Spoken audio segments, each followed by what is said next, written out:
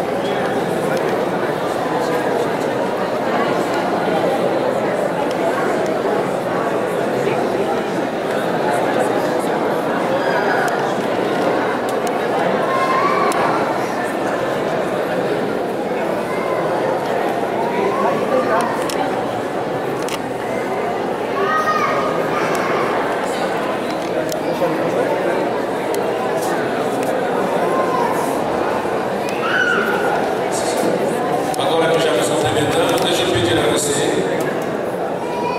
que se volte para cá. Terminou a hora do recreio, agora tem a hora da hora.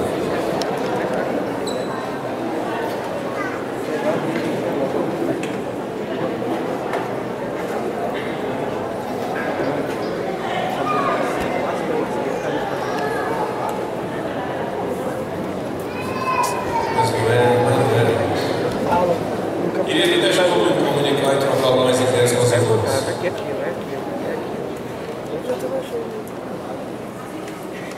Primeiro, nós queremos conhecer quem são aqueles que estão nos visitando nesta manhã. Eu tenho informação aqui da visita de Horácio Júnior, de Kelly, do filho Daniel. Não sei. É Davi? Você botou o profeta errado. Então, Horácio, por favor, que ele fique em pé junto com a Kelly. O Davi está por aí, está na classe. Eles são daqui da questão Nova Vida, estão nos visitando. Vocês são de Minas, das Minas Gerais, e estão nos visitando nesta manhã. Muito bem-vindo entre nós. Podeis aceitar? Temos atrás o esposo da Railda, que já fez a decisão ao nosso lado. Seja muito bem-vindo. Tem mais alguém visitando-nos nesta manhã? Tem uma moça que está com uma criança linda no colo e um menino lindo do lado. Então seja bem-vinda. Como é seu nome, querida? Já é cristã? Eu fiquei sem entender isso em Cristo. Ainda não. Não, cristã evangélica. Ou congrega alguma igreja, frequenta alguma igreja. Pronto. E seja muito bem-vinda aqui entre nós. Tem mais alguém visitando-nos nesta manhã? Temos o almoço aqui. Como é seu nome, querida? É isso aí que você falou. É Gleice ou é Gleice? Gleice, pronto. Já é cristã, querida? Frequenta onde? Seja muito bem-vinda aqui entre nós. Mais alguém que nos visita nesta manhã? Microfone que era infância. Se não, vamos saudar os nossos visitantes? Aí você que está perto, faça aí as honras da casa, porque é bom receber os cumprimentos de quem nos acolhe, de quem nos recebe.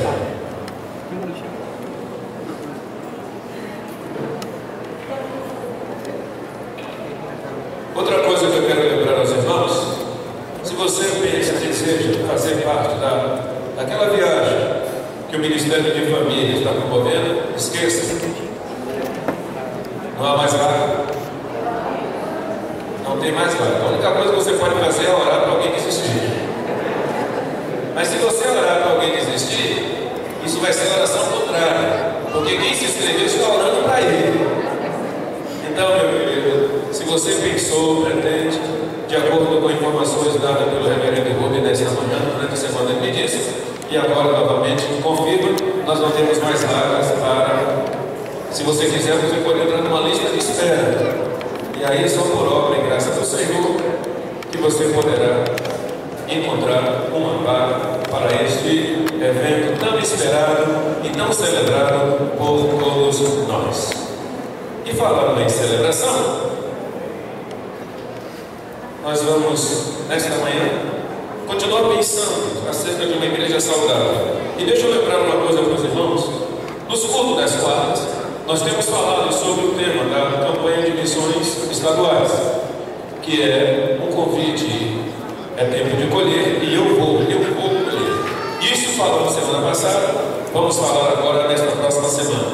Na semana passada, na quarta passada, nós ouvimos aqui o irmão Murilo falando sobre a ideologia de gênero. E nós estivemos orando e consultamos a igreja durante a semana sobre este projeto que era do governo federal, que transferiu para os municípios, que aqui na cidade já foi votado e não passou aqui na cidade.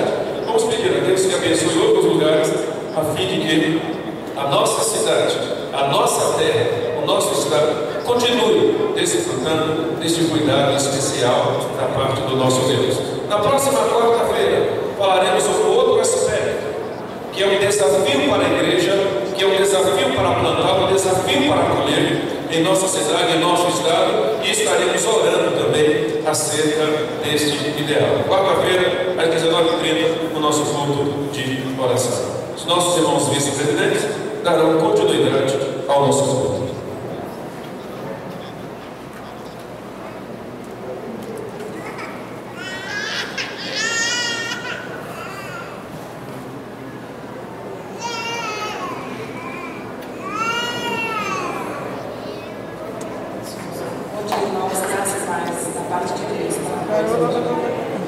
Quando pensamos em culto, a primeira coisa que me ocorre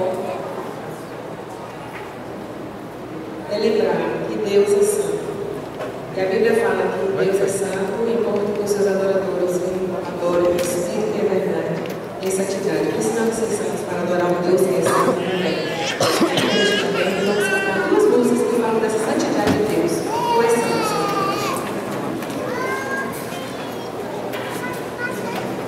Tu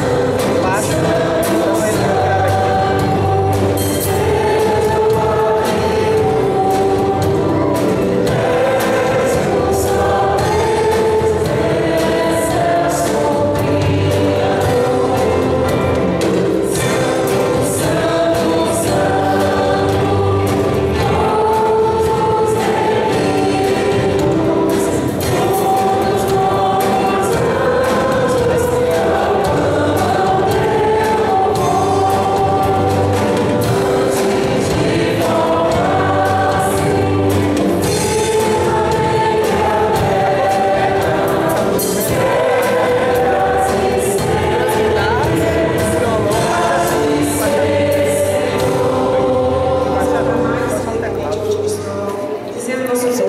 santo, Senhor. Não tem placa. Santo, santo. Daí na semana já só tem placa. Santo,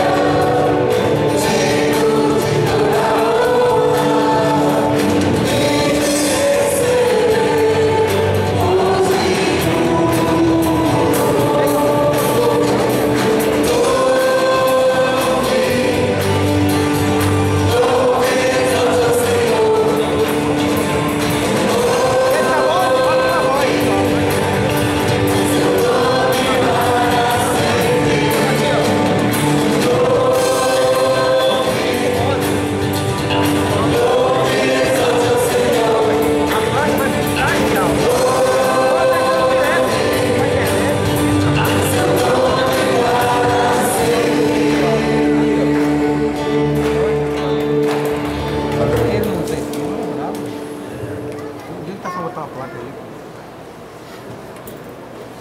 Os irmãos podem sentar.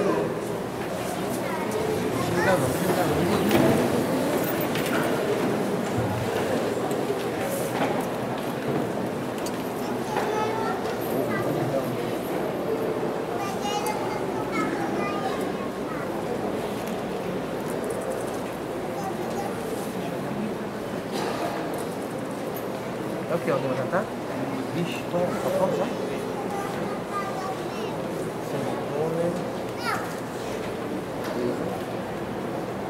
Vou pegar a cola. Graças a Deus, irmãos. Vamos dizer primeiramente: o nosso Deus é santo.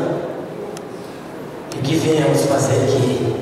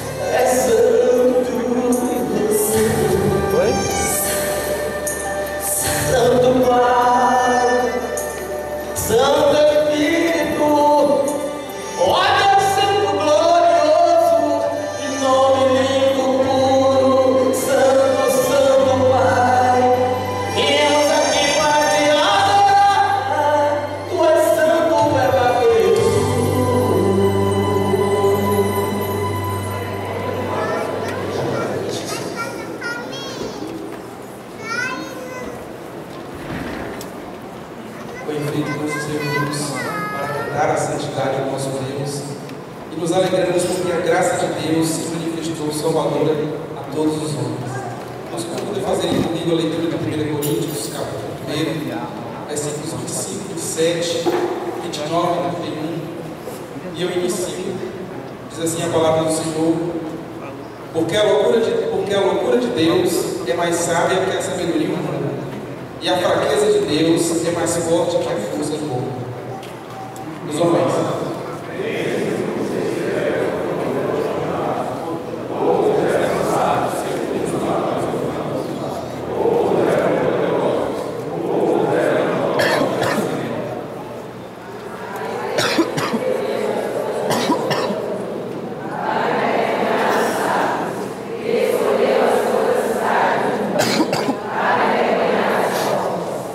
É, porém, por iniciativa dele que vocês estão em Cristo Jesus, o qual se tornou sabedoria de Deus para nós, isto é, justiça, santidade e redenção, para que, como está escrito, quem se gloriar, glorie-se no Senhor. Louvado seja o nosso Deus. Eu chamo a atenção dos irmãos para o momento missionário, para o qual eu convido nossa missionária.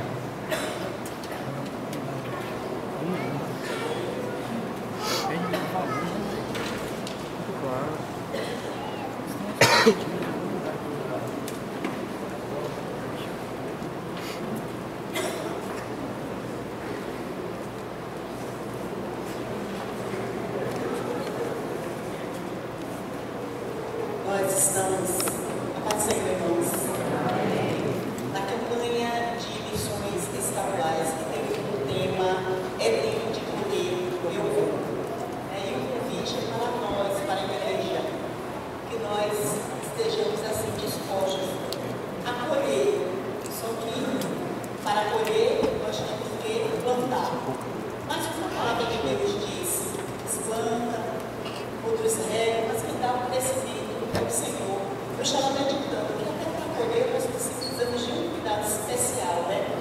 Precisamos de amor, de atenção, de tempo para essa colheita. E que esse amor, que essa atenção possa mudar no nosso coração.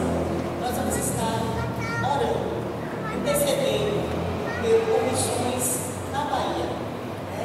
Temos vivido tempos de crises, tempos que têm trazido inquietação para tantos, mas nós sabemos que o poder de Deus é grande para transformar, para mudar. E o nosso poder como servo do Senhor é levar a palavra transformadora, a palavra restauradora, a palavra vivificadora. E nós podemos fazer missões, como a gente já tem falado de várias formas, orando, participando e contribuindo. Então, aquilo que o Senhor colocar no seu coração, que nessa campanha você possa fazer. Ore, participe, vá, contribua. Nós vamos orar e depois iremos cantar o hino oficial de Missões Jamais. Vamos colocar de pé? Motivos demais nós temos e temos também uma proposta que está intercedendo com afinco pela nossa cidade. Nós temos visto lojas fechando, escolas com problemas, saúde, a gente procura médicos, postos, hospitais e também compra. Eu ouvi dizendo essa semana que o regional está em greve, não sei ao certo se é verdade ou não, mas é uma crise que mexe conosco. E a gente olha essa situação hoje, mas olha amanhã, o que será dos nossos filhos? Eles vão precisar sair daqui para estudar em outros lugares, vai precisar sair daqui para trabalhar em outros lugares. E a nossa cidade, como vai ficar? Temos ouvido palavras que dizem assim, olha, muitas pessoas dizem, parece que Deus tem alguma coisa enterrada que nada considera aqui. Mas a gente não podemos de forma nenhuma nos aquietar e nos conformar com isso, dizer que nada vai para frente. Não, a gente se profetizar e dizer sim, as coisas vão mudar no poder do Senhor Jesus Cristo. Quando nós, igreja, a cada dia a gente levantarmos dessa forma, nós vamos ver as coisas mudando, porque nós sabemos que o poder não está na mão de político, o poder não está na mão de homem, de pessoas, mas o poder Tá falando que eu tô aqui embaixo. Quando eu e você nos colocamos no lugar certo, o Senhor opera. Quando Josafá, diante daquela grande batalha, viu toda aquela situação, ele clamou ao Senhor. O Senhor disse o quê? Ficai na posição. Então eu e você, nós temos que ficar na posição de intercessores, daquele que alça a voz e clama: misericórdia, Senhor, intervenção, Senhor. O Senhor há de ouvir, em nome de Jesus. Aleluia. Pai, nós queremos te exaltar, porque o reino é teu, a glória é tua. Não há outro Deus além de ti. Não há Deus acima de ti. E apesar, Senhor, de tantas coisas que têm acontecido, nós continuamos confiando que o Senhor tem um domínio, que o Senhor tem um controle sobre todas as coisas. Nós queremos te agradecer pelo privilégio, Senhor, de podermos ser missionários do Senhor onde estamos, na família, no trabalho, no campo, nas ruas, meu Pai, em tantos lugares. O Senhor tem distribuído, meu Senhor, servos do Senhor, para levar a tua palavra. E nós queremos te louvar, porque a tua palavra diz que os anjos gostariam de ter esse privilégio, mas o Senhor te deu para nós. E nós queremos te agradecer por isso, e queremos também pedir ajuda do teu Espírito, Senhor, para o semear, para o colher, que é a proposta de agora, Senhor. Nos ensina a colher em amor e com amor, Senhor, para que o seu reino seja instituído aqui nesta terra, para que o seu reino venha sobre nós, meu Pai. E nós clamamos nessa manhã: venha sobre nós o teu reino, e seja feita em nossa vida a tua vontade, seja feita na tua igreja em Mitinópolis, na igreja em Ilhéus, no Brasil, no mundo, a tua vontade, seja feita na Bahia a tua vontade, seja feita em Ilhéus a tua vontade, Senhor. Venha o teu reino, Senhor, venha sobre nós o teu reino, Senhor, o seu domínio, Senhor, no nome de Jesus, e abre-nos os olhos, meu Senhor, para que nós entendamos que o teu reino, oh Deus, é diferente do reino humano, Senhor. O seu reino, ele só pode ser implantado com amor. Pai, no nome de Jesus, no nome de Jesus, nos instrui, Senhor amado, a instituir, a implantar este reino aqui, Senhor, no nome de Jesus. Clamamos por tantos e todos os missionários espalhados aqui na Bahia. Clamamos que o Senhor venha revestido de sabedoria, de amor, de graça, de poder do teu Espírito. Que o Senhor, no nome de Jesus, envie as condições necessárias para que os seus filhos possam exercer bem o seu ministério, Pai, no nome de Jesus. E de forma especial nós queremos clamar por Ilhéus, meu Senhor. Deus, no nome de Jesus, nos ensina a nos unirmos em intercessão, Senhor. A tua igreja aqui em Ilhéus, meu Senhor, sem bandeira, sem placa, mas com um único propósito de, no nome de Jesus, de fazer conhecido o teu nome, de implantar o teu reino aqui nessa cidade, Pai. Nós clamamos, meu Deus, no nome de Jesus, que o Senhor, meu Deus, com o poder que há no nome de Jesus, neutralize as forças maléficas nos quatro cantos dessa cidade, Senhor amado. Em nome de Jesus, o Senhor tem visto, Senhor, o clamor, tem ouvido o clamor do teu povo, tem visto, meu Senhor, quantas pessoas têm perecido, Senhor amado, pela injustiça, Senhor. E aqui, Senhor, nós te pedimos perdão, porque o seu reino não pode ser instituído com injustiça. Por isso nós te pedimos perdoa, Senhor, a injustiça dos políticos, a nossa injustiça, que muitas vezes com coisa pequena a gente pensa que não causa danos e causa. Por isso nos ensina a sermos justos, meu Senhor, e a implantar o reino do Senhor aqui, Pai. E perdoa as nossas faltas, as nossas negligências, meu Senhor, os nossos pecados, e restaura a sorte da nossa cidade, Senhor. Restaura a sorte de Ilhéus, meu Senhor. Meu Deus, em nome de Jesus, nós clamamos para os hospitais que são fechados, que não tem médico, que não tem condição, Senhor, de bom atendimento. Nós clamamos a intervenção do Senhor, porque o Senhor tudo pode, Senhor. Nós clamamos a intervenção do Senhor nas escolas, meu Senhor. Oh Deus, quantas coisas poderiam ser melhor, mas por falta até mesmo de boa vontade de quem pode fazer e não faz. Mas não cabe a nós julgarmos, só queremos clamar a Ti, que o Senhor intervenha em cada lugar que necessita da Tua intervenção, Senhor.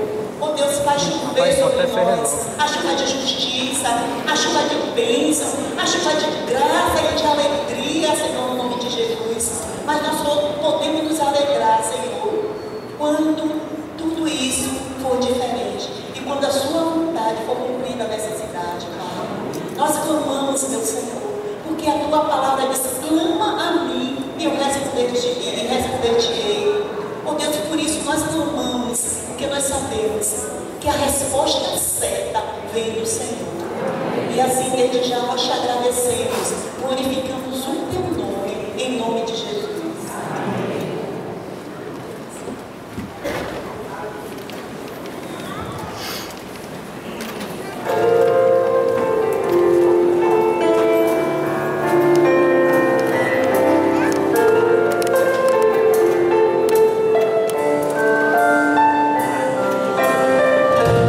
Nosso Pai, que o teu nome seja bendito.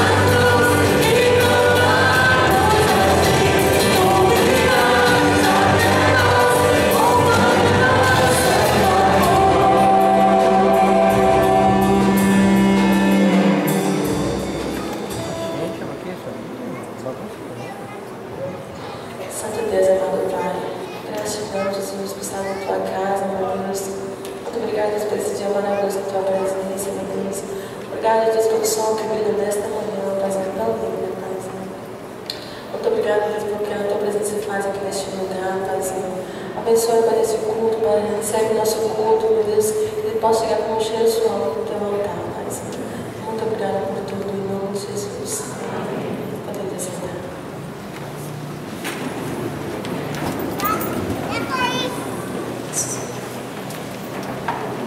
Nós teremos agora a oportunidade de estarmos cultuando o nosso Deus, esta feita através dos dízimos e ofertas. Nós convidamos os diáconos para estarem à minha frente. Enquanto os diáconos se desmontam, gostaria de lembrar aos irmãos que no próximo domingo a gente tem a oportunidade de almoçar na igreja de feijoada, como aquele para a nossa juventude. Nós temos agora um instrumental. Você está sendo convidado para trazer o altar dos seus dízimos e ofertas. Convidamos o pastor Francisco aqui na minha frente. Ele vai estar orando a Deus as vozes no momento de dedicação.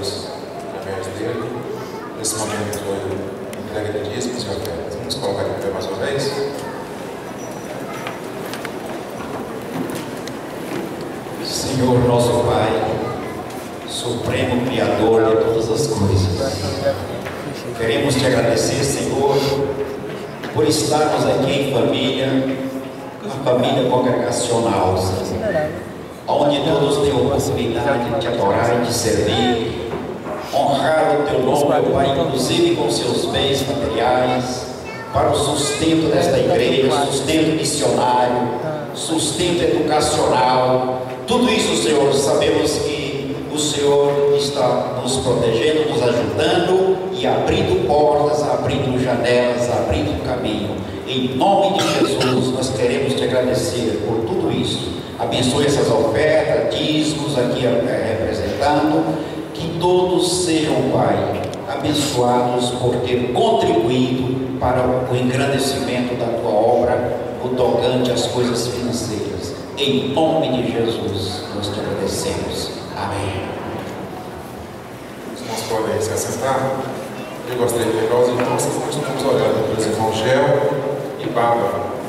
Eles se encontram em Salvador, fazendo tratamento de saúde e carecem das nossas orações para que Deus esteja completando a obra que já iniciou na vida deles.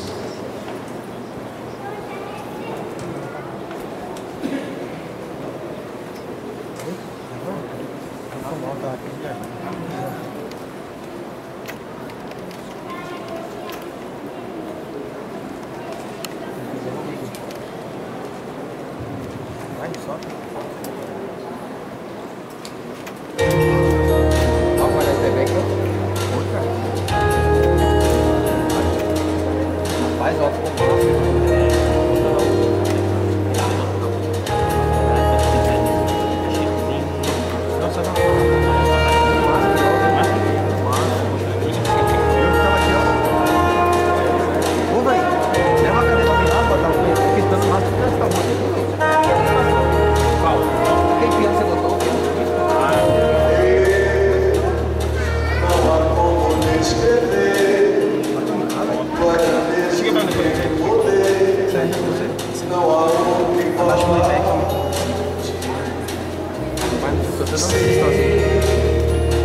Quando isso reconheço que foi pago alto preço por mim, eu vou descer a casa do oleiro e o meu Senhor irá me refazer.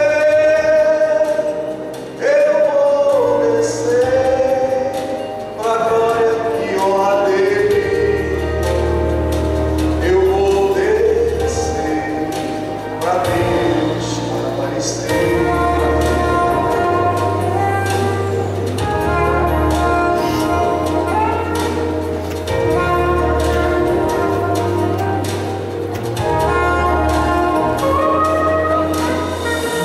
Deus, não há como descrever tua grandeza e o teu poder, não há outro igual a ti. Sim, quando desço reconheço que foi pago alto preço por mim. Eu vou descer a casa do oleiro e o meu Senhor irá me refazer. Eu vou descer com a glória e honra dele. Eu vou descer para Deus aparecer. Eu vou descer a casa do oleiro e o meu Senhor irá me refazer. Eu vou descer a glória e honra dele. Eu vou descer para Deus aparecer.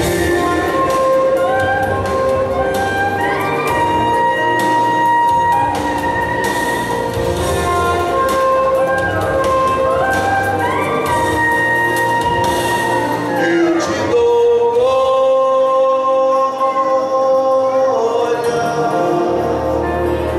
eu te dou glória,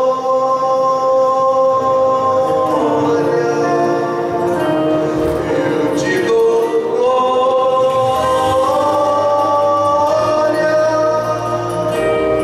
para todos sempre.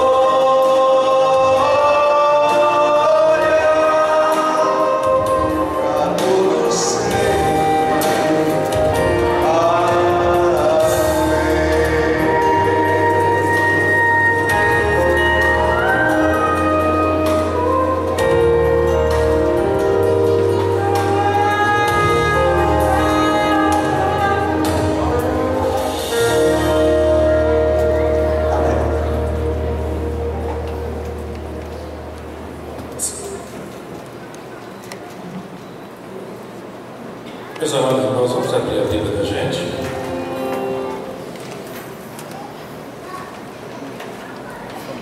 O texto áureo da lição que estudamos hoje na Escola Bíblica Dominical é o único versículo que nós estudamos hoje como texto áureo da nossa lição. Então abra aí nesta passagem.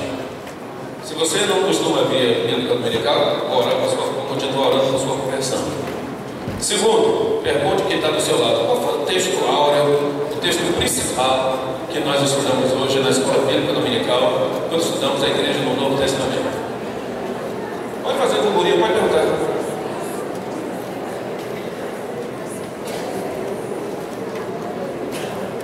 Agora vamos dizer juntos qual foi a passagem? Isso. O que é que diz a passagem?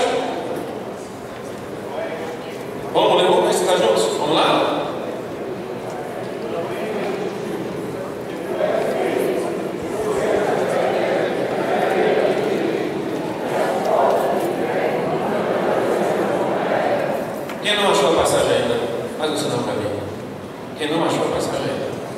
Vamos dizer alto onde é que está a passagem? Mateus 16, verso 18 e 19. Mas eu tenho especial atenção, e o textual é 18. Pois também eu te digo que tu és Pedro, e sobre esta pedra, não Pedro, mas sobre esta pedra, na verdade, pronunciada por Pedro, edificarei a minha igreja, e as portas do inferno não, absolutamente, não prevalecerão contra ela. Uma interpretação equivocada levou muitas pessoas a acreditar que o Senhor está dizendo: pois eu te digo que tu és Pedro, e sobre você, Pedro.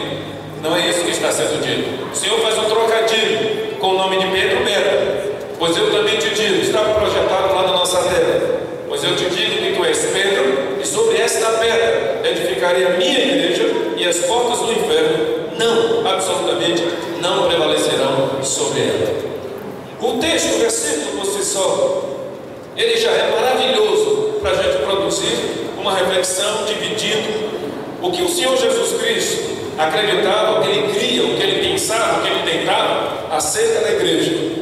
Entre os artigos que eu li esta semana, eu li que tinha a igreja dos sonhos de Deus, e contava uma história de um pastor que tinha sonhado como seria a igreja que Jesus Cristo desejava que ele realizasse, intentando como seria esta igreja.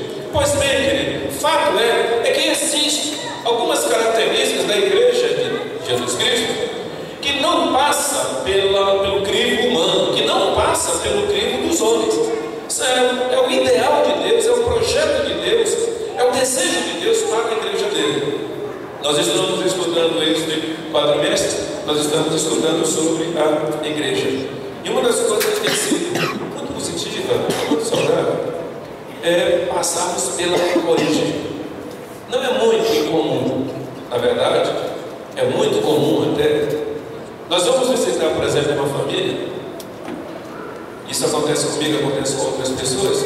Nós vamos visitar uma família e de repente sentados, nós começamos a conversar. Fatalmente surge a ideia de falar sobre a vida do casal. Fatalmente surge falar sobre o casal. E via de regra, a gente sai com aquela pergunta: como foi que você se conheceu? E é tão interessante que, como os casais gostam de contar a sua história a história da origem. Como foi que eles se encontraram, como foi que eles deram os primeiros passos, como foi o primeiro olhar, como foi a paquera, como foi a dificuldade que eles enfrentaram no início, como foi bom, o medo, o temor, o coração disparando, como foi o receio de chegar perto e fazer uma proposta. A gente está viajando comigo, está fazendo assim. Momento muito bom, a gente gosta disso. Quer ver outra coisa que a gente gosta? Sentado em família. Depois de algum tempo, no final de algum ano, no evento com a família toda se reúne. Ou mesmo a gente sentado em casa, a mãe está lá na cozinha fazendo alguma coisa, a gente senta na cozinha, senta na sala para assistir TV com eles, e de repente chega uma visita, começa a conversar e diz: é seu filho, é sua filha? E a gente começa a falar da gravidez. A gente gosta de ouvir sobre isso. Como foi a gravidez? Como foi o período? Como foi quando nós nascemos? Alguém diz: ele nasceu gordinho, nasceu com zoião, tinha um cabeção, chorava muito, o menino não deixava a gente dormir. Mas olha, e a gente vai viajando na origem. E quando a história diz respeito a gente está presente, é aí que a gente viaja mais ainda. A gente vai se aliciando porque a gente vai percebendo outras coisas que já havíamos esquecido. Por exemplo, a gente relembra como fomos especiais, como nascemos de uma forma extraordinária, o sofrimento que foi para a mãe da gente nos ter, as dificuldades na época, e a gente vai alimentando a nossa alma com o valor que nos é conferido no relato que está sendo contado, e nós vamos mantendo contato com sentimentos, com emoções já até esquecidas pelos problemas enfrentados diariamente, e um negócio que faz um bem tremendo. Quando o pai ou a mãe conta um detalhe engraçado da gestação de um dos nossos irmãos, aí a resenha acontece, todo mundo faz gozação, todo mundo entra na piada, todo mundo sorri. Se o cidadão, a cidadã estiver presente, ótimo, agora a gozação é de corpo presente. Quando não está, a gente vai guardando isso para o dia que encontrarmos e pimba. Alguns Os apelidos são criados, são produzidos nesta época do nosso nascimento, quando nós nascemos. Por exemplo, vocês me veem do jeito, eu tenho um olho maravilhoso, lindo. Mas quando eu nasci, eu tinha um olho maior do que a cabeça. Nos dois sentidos, de fato eu tinha um olho grande. E de fato meu olho era grande porque eu comia demais. Hoje eu não como tanto, vocês não sabem disso. Mas eu tinha um apelido de zoião, já disse para os irmãos. E como meus pais proibiram de que me chamassem de olho de bomba, bastava que um dos meus irmãos, passando por mim, fizesse assim. A confusão estava armada, porque isso era bomba se preparando para explodir. Ninguém me chamava de olho de bomba, mas bastava fazer o cheirado. Enquanto os outros aqui receberam tantos apelidos engraçados. Quando a gente volta às nossas origens, a gente alimenta e fortalece as nossas convicções, os nossos sentimentos. A gente toma um novo banho de emoção, de sentimento, de coisa boa. Assim é a gente pensar na igreja. Quando nós começamos a discutir a igreja no Antigo Testamento, como ela foi preparada, como o Senhor a preparou. Quando chegamos hoje, estudamos a igreja no Novo Testamento, como ela começou a ser formada. Está falando da igreja que é você, está falando da igreja que eu sou, está falando da igreja que todos nós somos. Porque com toda certeza, quando a gente vai crescendo, as nossas características infantis sofrem alterações. Mas quando você pega uma foto sua pequena e pega uma foto sua grande, você está diferente, mas ainda tem traços que lembram aquela criança. Ainda tem características que lembram aquela criança. E algumas vezes, ouvindo quem nós fomos para os nossos pais, ou como nós fomos gestados e aqui estamos, nós resgatamos coisas boas, como eu disse anteriormente, e a gente fica mais feliz.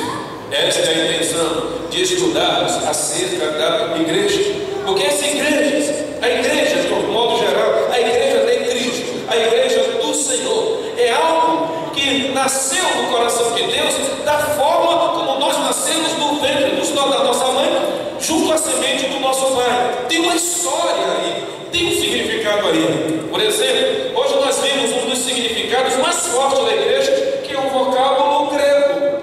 Alguém está lembrado qual é? Eclésia, e alguns outros pronunciam até eclesia. Não há erro nisso, porque quando faz a transliteração e atrás para o português, algumas pessoas pronunciam eclesia. Mas presta atenção que a ideia de eclésia, ou a ideia de eclesia, que inicialmente não designava a igreja, mas designava outros valores que foram discutidos hoje pela manhã, o sentido principal era de chamados de onde?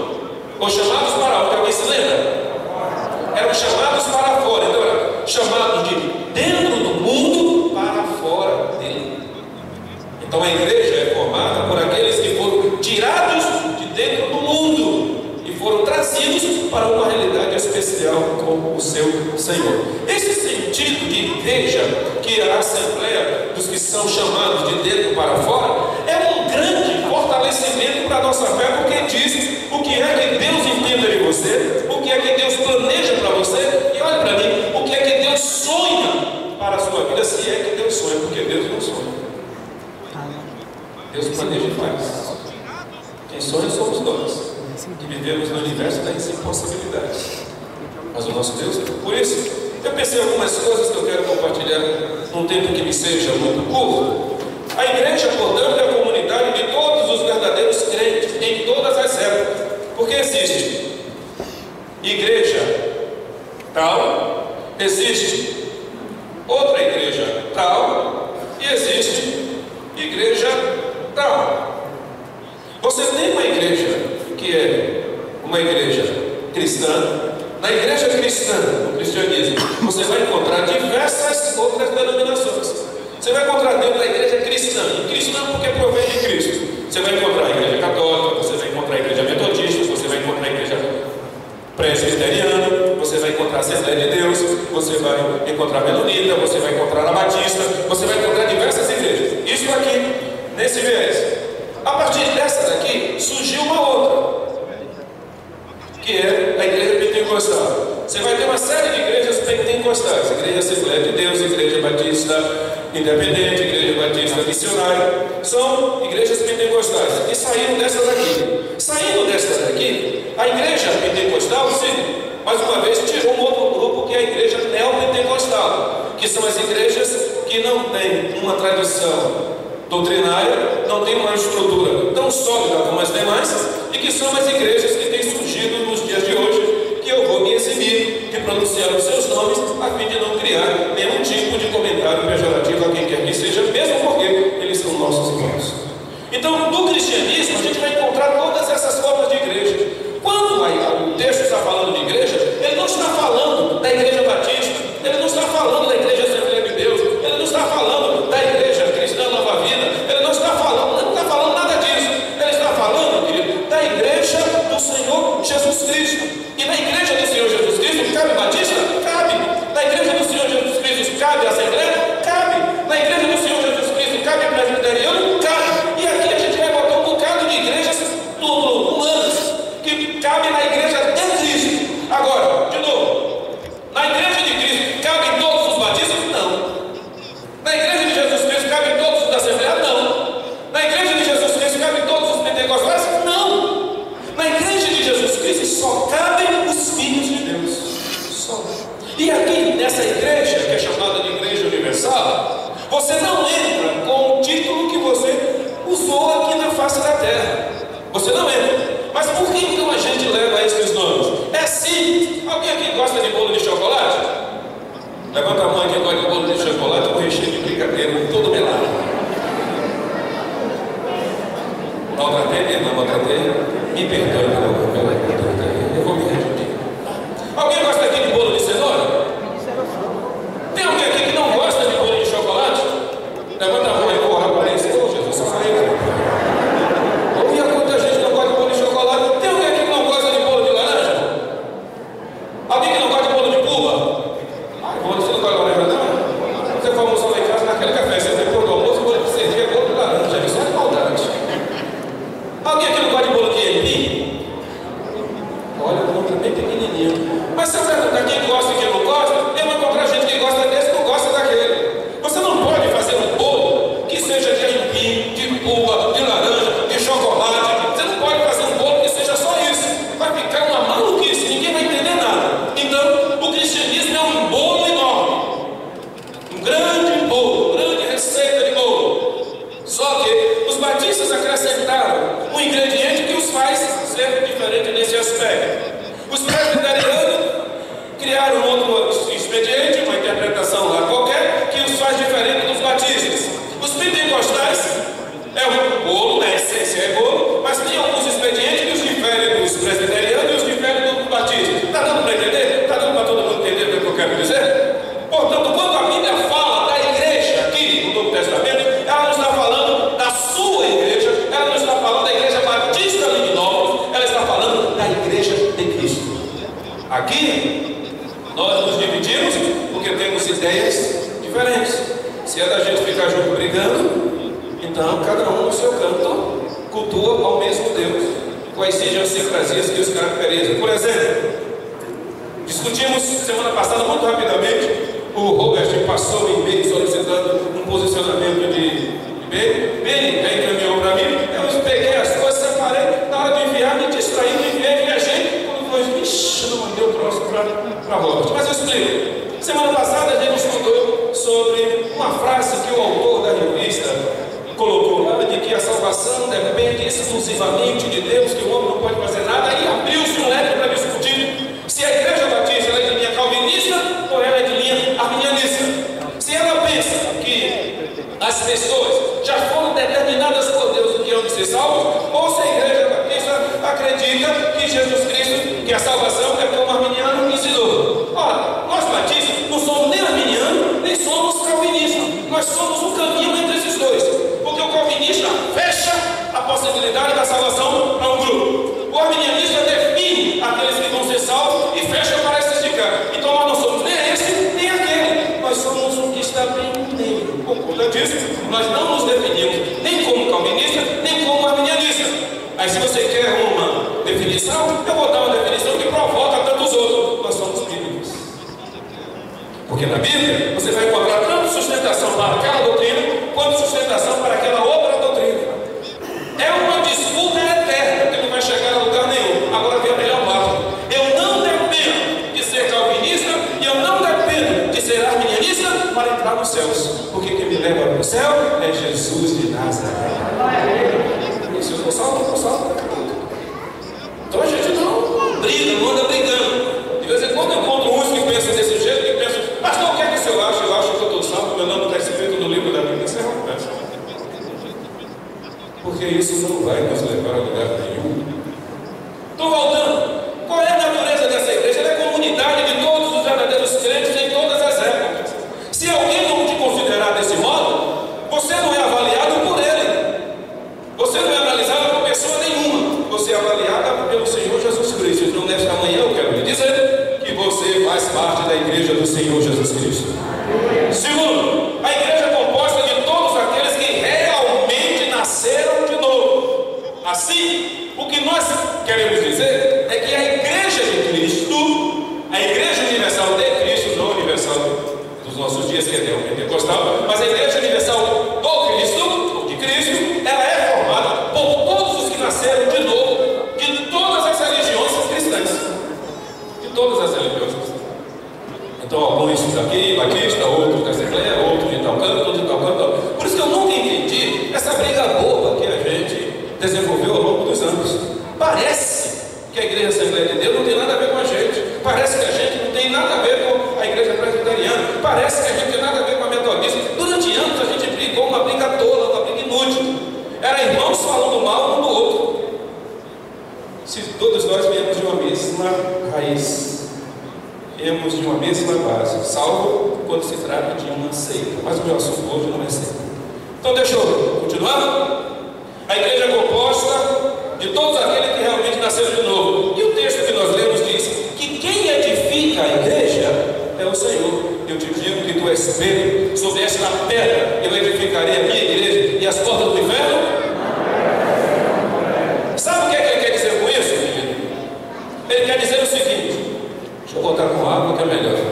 Teve um irmão que a semana retrasada me disse, pastor, quando o senhor pega aqueles copos, eu fico me pelando com medo daqueles copos caírem. Eu disse, mas esse copo não cai não. Também se cair, molha. Fica quieto. Já caiu até uma vez aqui. Isso aqui é a porta do inferno. Tá?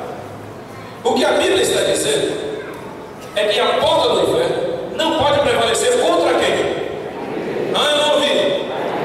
O que o texto do seu original está dizendo não é que a igreja vai ficar aqui e o inferno vai atacar a igreja e ele não vai conseguir atacar ou destruir a igreja. Não é isso que o texto está dizendo, não. O texto está dizendo é que o inferno não vai conseguir resistir às investidas da igreja. É isso que ele está dizendo, é o contrário do que a gente pensa. Não é a gente que vai ter medo do inferno, é o inferno que tem a igreja do Senhor Jesus Cristo. Eu preciso ter isso na cabeça, para não sair para cima e para baixo com medo do cão, achando que o cão pode me fazer alguma coisa. Se eu sou igreja do Senhor Jesus Cristo, eu estou em 1 João 5,18, que diz: todo aquele que é nascido de Deus não vive, é guardado por Deus, não vive pecando, e o maligno não lhe toca. Então não sou eu que tenho que ter medo do cão, é o cão que tem que ter medo da gente, porque nós pertencemos ao Todo-Poderoso e Ele vai adiante de nós. Deixa eu tirar as portas do inferno daqui, que aqui no lugar das portas do inferno ficaram. A igreja, portanto, é isso. A natureza da igreja é essa. O próprio Jesus Cristo edifica, o próprio Jesus Cristo a protege. E eu sempre lembro aqui aos irmãos que historicamente essas igrejas já viveram momentos difíceis. Historicamente essa igreja já viveu momentos difíceis. Teve momentos em que uma linha muito fininha nos separou da continuidade. Mas de quem é essa igreja? É de pastor Pedro Chaves? Vou falar do dono da igreja, era de Genilton? Vou falar de Gilberto, que era dos diáconos? Não. Ela é dos professores? Não, a igreja de quem é? Ela é de Cristo, então eu vou passar um dia.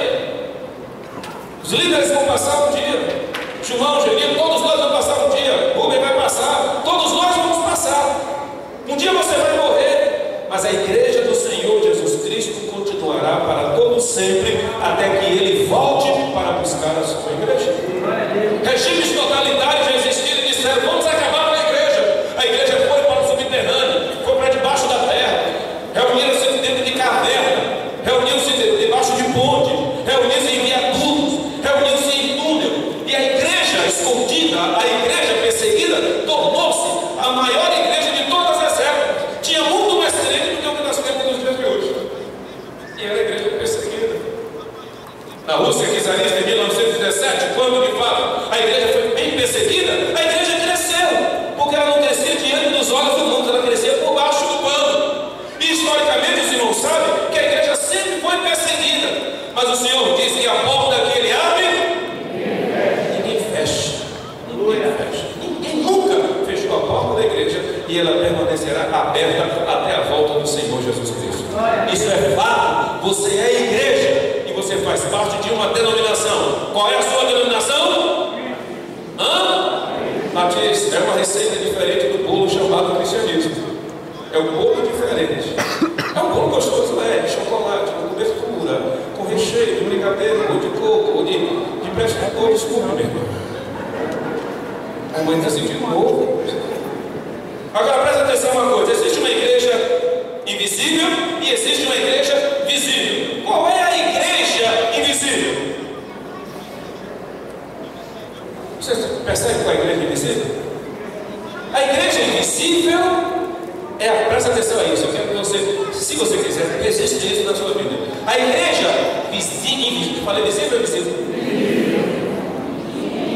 Invisível. A igreja invisível é aquela que Deus vê. Pegou? A igreja invisível é aquela que só Deus vê. A igreja visível é aquela que eu vejo. Aqui é a igreja visível. Aqui é. Mas existe uma igreja invisível. E a igreja invisível só Deus vê. Por exemplo, quem aqui você pode garantir que é salvo que vai para o céu? Você pode garantir de quem aqui? Você garante você? Amém. Você garante com você? Tá. Quem mais se garante aqui? Se garante que ele está salvo, que vai para o céu. Se morrer hoje, ele está feito. Vai entrar na glória, vai estar com o Senhor. Não levante a mão, eu quero ver agora, é o teste da fé. Quem tem certeza da sua salvação, levanta a mão. Deus aqui que vou precisar fazer discipulado. Vou precisar trabalhar de novo. Tá certo, agora, já vi que a gente crê. Agora, você está do lado de alguém, você conhece alguém que está aqui. Você pode garantir por alguém que essa pessoa está salva e quando ela morrer, ela vai para o céu? Levante a mão. Gil, você garante por quem? Não garante não, meu irmão? Você se confundiu, meu irmão? Que bom. A igreja visível, Barbosa, é aquela que eu digo, eu estou salvo. E quando eu olho para este povo aqui, quando eu olho para essas pessoas aqui, eu digo que todas estão salvas. Porque acredito que todas sejam crentes. E em sendo crentes no Senhor Jesus Cristo, estão salvas. Legal, fechado isso? Entendemos o que é a igreja visível? Mas a igreja invisível é aquela que o Senhor olha para aqui, vê o coração e diz: esta é minha, este é meu, este é meu, esta é minha. Aí pula: este é meu, pula aqui. Esse não, esse não, esse não, esse não. Aí chega aqui: esta é minha, esta é minha, esta é minha, esta é minha, esta é minha, este é meu. E aí ele vai dizer: este me pertence. Porque o Senhor vê aquilo que ninguém mais vê. Quer que eu lhes prove? É tão simples provar isso. Nem todo aquele que me diz. Não, só basta isso. Mas aí ele diz: mas sim aqueles que fazem a vontade do Pai. Nem todo aquele. Porque muitos me dirão naquele dia: Senhor, eu fiz, Senhor, eu fui, Senhor, eu operei, Senhor, o Senhor me usou. E ele vai dizer: faço a menor ideia quem é você. Quem é você? Quem é tu? Apartado de mim. Maldito, sai de perto de mim. Tu já pensou nisso de Deus? De Jesus Cristo? Sai de perto de mim, não sei quem é você. Você vai para o inferno. Porque só Deus conhece. Por isso existe uma igreja visível e uma igreja invisível.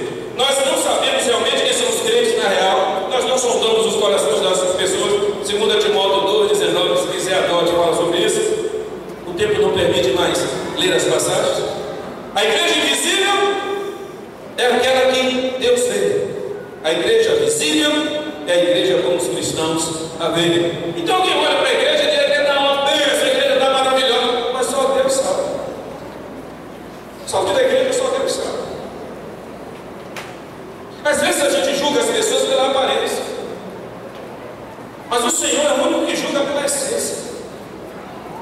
Então tem gente tão simples, cujas manifestações não são conhecidas de todo, cujo nome já está escrito e selado no livro da vida. Por que ele vê? Porque ninguém vê. É desta igreja que a gente precisa fazer parte. É desta igreja que a gente tem que se esforçar para fazer parte, para ser a igreja de Cristo aos olhos dele. Sempre haverá no meio dos crentes, sempre, presta atenção a isso. Sempre haverá no meio dos crentes descrentes, sempre haverá. Tanto que Timóteo 2, 17 e 18 fala daqueles que se desviaram da fé. Fala também dos falsos profetas, falsos mestres, que às vezes entram na igreja. E que igreja os falsos mestres ensinam? Na visível ou na invisível? Os falsos mestres têm influência em quem? Na igreja visível ou na igreja invisível? Na igreja visível. Porque na igreja invisível não entra heresia, não entra mentira, não entra distorção. Porque a igreja invisível é a igreja de Cristo. Deixa eu ver se eu fecho. Deixa eu interromper as coisas que eu estou dizendo aqui. Tem um negócio muito interessante que foi Calvino quem disse. Ele disse que nós não podemos fazer juízo de afeição. O que é juízo de afeição? Pensa aí na frase. Foi Calvino quem cunhou essa frase. Juízo de afeição. O que é isso? Não é julgamento? Certo, está faltando um pedacinho. Um adjetivo para este julgamento. O que é? Juízo de afeição é quando a gente julga as pessoas pelo sentimento que a gente tem por ela. Como eu gosto de Oswaldo, então eu já dou garantia que Oswaldo está salvo. E cubro todos os erros de Oswaldo. Eu posso fazer isso. Mas não confio em mim não, meu filho, porque você, quando estiver na frente do Pai, Ele vai te julgar com outros critérios que não os meus. Entendeu, João? Como é que o negócio funciona? Calvino vai dizer que a gente não pode fazer juízo de afeição. E a gente precisa julgar pela verdade. Diga, meu amigo. Entendeu? Agora deixa eu ir para outro ponto.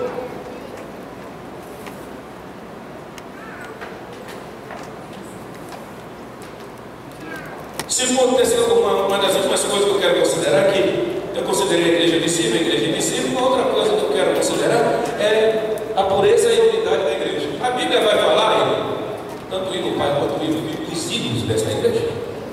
A Bíblia vai falar que existem igrejas, presta atenção a isso, igrejas mais puras do que outras. A Bíblia diz isso, que existem igrejas mais puras do que outras, igrejas da terra. Igreja visível ou invisível? Visível. Existem igrejas visíveis mais puras do que outras. Só vou dar exemplos aqui, e não vou me delongar, como já disse, o nosso tempo hoje está escasso. A igreja de Filipos, a igreja de Tessalônica, eram puras quanto ao seu ensino e quanto aos problemas dentro da igreja. Eram igrejas da igreja de Éfeso também. Mas quando você vai para a igreja de... Qual é a igreja que era problema no Novo Testamento?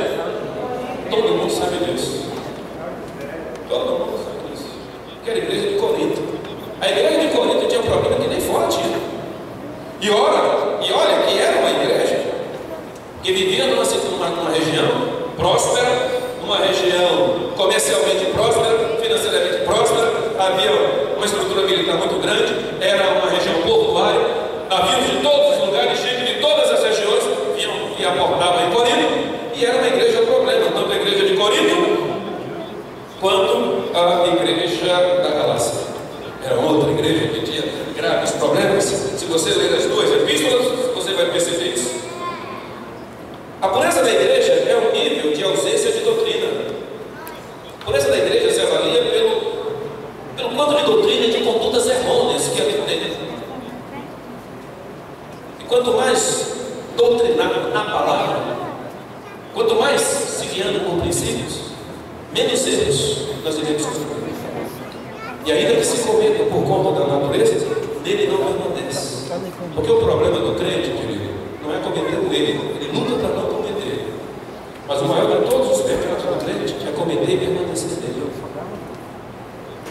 É quando ele comete e permanece. A Bíblia diz assim: filhinhos, nunca mais pegueis, pois se pecardes, serás eternamente condenado. Amém? Não, o que é que diz o texto?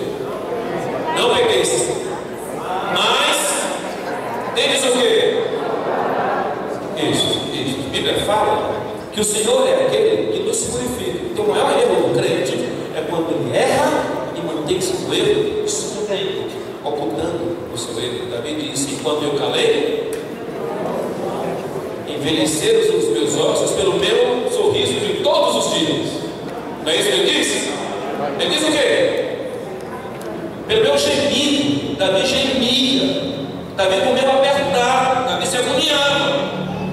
Porque na consciência dele que o Espírito Santo habita, o pecado não pode ser uma bebida que se bebe saboreando. Por isso na igreja, portanto, está no nível de doutrina e de condutas, em conformidade com a palavra de Deus, e a unidade da igreja se verifica pelo nível de divisões entre os verdadeiros cristãos. A unidade se vê. Tem gente que tem uma capacidade de agregar maravilhosa, já viu? Tem gente que quando chega está ajudando, mas tem gente que quando chega vai espalhando. Tem gente que tem essa capacidade enorme, e a igreja de Cristo, na sua unidade, é pela capacidade de agregar, pela ausência de divisões. Tanto que a igreja de Corinto tinha um grave problema. Eu sou de Paulo, eu não quero nem saber de você. Outro dizia: eu sou de Paulo. O outro nem queria saber de nada. Um dizia: eu sou do pastor Guter. O outro dizia: não, eu sou do pastor Bahia. Não, eu sou do pastor Guter. Eu sou do pastor Wilson. Eu sou do pastor Pedro. Uma igreja dividida. Uma igreja dividida. Aí o próprio Paulo chega para resolver a situação e diz assim: eu plantei. Está lembrado do resto? Apolo, mas quem dá o crescimento? Por isso quem planta e quem rega não é nada, dizer, mas sim o Senhor que dá o crescimento. Porque o Senhor pode usar qualquer Pedro para ele. Qualquer Pedro para ele. Ele pode usar qualquer pessoa. Ele usa até que a gente imagina que não vai dar resultado. Eu já contei algumas histórias dessas para os irmãos, algumas das quais eu passei. E está ouvindo, toda vez eu me esqueço do nome desse menino. Ele foi pregado numa das igrejas que eu pastorei. Ele era de uma outra igreja na mesma cidade. E quando ele chegou, eu levei fé, não. Está lá, sempre lá bonitinho, chega para lá, só olhando a situação. Acaba subindo a hora de pregar, mas pense no sermão atrapalhado. Pense umas ideias truncadas. Ele terminou de pregar, fez um apelo. Umas 12 pessoas, me lembro até hoje, tem 11, 12 pessoas se converteram. Aí eu olhei para o céu, o Senhor está vendo? Eu digo: não tem problema não, semana que vem eu desmonto. Aí na semana, primeira semana, eu preparei aquele sermão, aquele que a gente comprava, aquele que trabalha, todos os capitalistas usam. Aí veio. Eu só fiquei esse tempo chegando na aula. Na semana passada foi 11, hoje vai ser 22. Subi, preguei, suei, que antigamente não tinha ar-condicionado, eu suava mais do que já suei aqui. Mas suei, enfrentei, e fiz todos os argumentos e artifícios conhecidos na homilética para comover as pessoas. Terminei com uma satisfação tremenda, arrebentei. Fiz o apelo. Continuei fazendo o apelo. E se aquele domingo não acabasse até hoje, eu estaria fazendo o apelo. Porque ninguém veio. Porque não houve decisão. Porque a glória não é minha, a glória é do Todo-Poderoso. Ele vai me ver, eu liguei. Mas rapaz, naquele dia eu saí da igreja com a orelha abaixo, na minha entre as pernas, com a vergonha. Para chegar na porta e cumprimentar todo mundo, parecia que todo mundo sabia o que tinha acontecido comigo. E eu lá com aquela vergonha pela minha estupidez, pela minha burrice, pela minha bestialização, pela minha imbecilidade. E aí eu fui para casa e naquele contato lá com Deus, eu disse: é essa, o poder é teu, a glória é tua, a honra é tua. E eu me enganei, me perdoe. Naquela época, era assim. Hoje eu não tenho a menor preocupação com o que vai acontecer, porque quem move as coisas é o Deus Todo-Poderoso. A unidade é revelada pelo meio da cooperação voluntária entre os grupos e entre os cristãos. Semana que vem, nós vamos continuar estudando acerca da igreja. Seremos igreja, somos igrejas do Senhor. Teremos que trabalhar pela unidade e pela pureza da igreja. Ela tem pelo menos alguns propósitos bem claros. Ela tem adoração. Só vou ler aqui porque eu botei aqui, não quero perder isso. Entre os propósitos da igreja, semana que vem a gente vai ver o que é a igreja e algumas outras coisas mais. Para Deus, a igreja foi constituída para adorá-lo. E tem uma coisa muito interessante, é que o culto cristão, ele surgiu em torno da crença que Jesus Cristo ressuscitou. Então o culto cristão surgiu a partir daí, depois da ressurreição de Cristo. Antes da ressurreição de Cristo, não havia culto cristão. O culto cristão foi depois. E para que é que a gente se reúne a partir de então? Para celebrar a presença do ressuscitado. Ou seja, nesta manhã, na MT e aqui, Jesus está presente.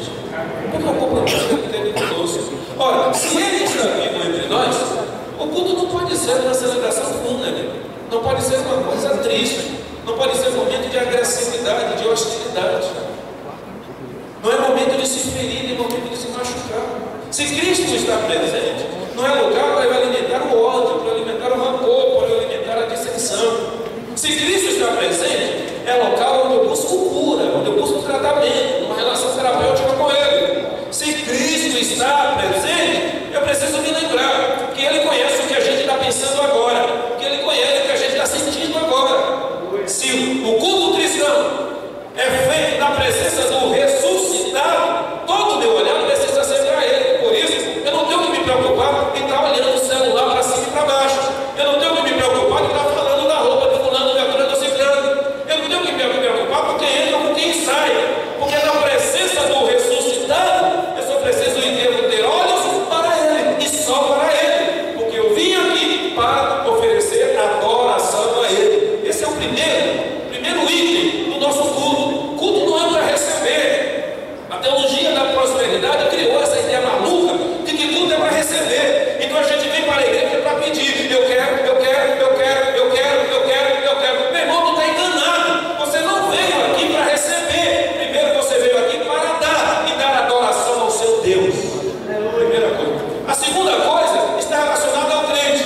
Para Deus é adoração, mas para o crente é fortalecimento. O culto é para fortalecer. Você já teve ideia de quantas pessoas foram fortalecidas com sua conduta? Eu estava vendo os meninos cantando. Teve um momento que eu olhei para John e John estava solto, entregue naquela adoração. E eu fiquei adorando junto com ele. Tentei chegar junto com ele. Depois eu olhei para Sam. Sam está tocando uma bateria medonha. E quando ele inventava aquelas evoluções da bateria, eu ficava lá dizendo, mas meu Jesus, quem era aquele moleque? Que era só titi, todas as músicas. Qualquer que fosse a música, estava ali. Titi. Cadê Sam? Você maldito foi embora? Ah, tá lá em cima. É que se fosse embora para tu ver de novo o que ele vai fazer contigo. Hoje ele faz umas evoluções ali. Tem dia que Michael está inspirado, e os meninos tocando ali. E cada dia que eles inventam 1000 coisas. E quantas vezes eu sou inspirado por conta daquilo? Ou você não é inspirado? Tem dias que não me dá nem mais vontade de pregar. Não me dá vontade de pregar. Já dirigi culto aqui, e em outros lugares eu passei. E quando terminava, nem pregava, me levantava a fazer aquilo. Isso já aconteceu aqui. E já aconteceu na outra igreja que eu pastorei. Por que, gente? As pessoas edificam. Quantos de lá de baixo edificam a minha aqui em cima? Nem sabem que estão fazendo isso. E quando você edifica na entrada da igreja? Ora, se você pode edificar na entrada da igreja, você pode, permita a minha flexão da palavra, você também pode desedificar. Olha ou não pode? Olha quem está ali, Gleice. Aí eu vou feliz da vida para falar com o Gleice. Ele falou, olha, lá vinha aquele pastor. Aí dá um jeito de sair, ele me desedifica. Ele vira o rosto, vira as costas. Ele me despreza. E a gente veio para o culto. Culto para fortalecimento. A pessoa termina de cantar e quando chega do seu lado, você tem que canção horrível você cantou hoje. Você desedifica. pessoa. Para o crente, para a edificação. Finalmente, para o mundo, é a evangelização. Culto é para isso. É para dizer que eu adoro Deus, é para fortalecer meu irmão e para demonstrar que ele precisa também de Jesus. Vamos ficar aqui?